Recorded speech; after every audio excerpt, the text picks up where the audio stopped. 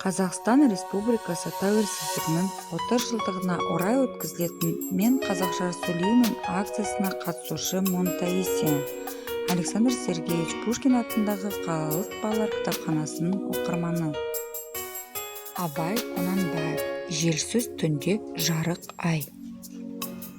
Желсіз түнде жарық ай, сәулесі суда дірілдеп, ауылдың жаны терең сай, тасыған өзен көрілден. Қалың ағаш жапырағы, сыбырласын өзді-өзі, көрінбей жердің топырағы, құлпырған жасыл жер жүзі. Тау жаңғырып ән қосып, үрген иықпен айтақа, келмеп пе едің жол тосып, жаулаға аулақа, таймандамай тамылжып, бір сауынып, бір асып, деп ала алмай дамылқып, елен қағып, бос шошып.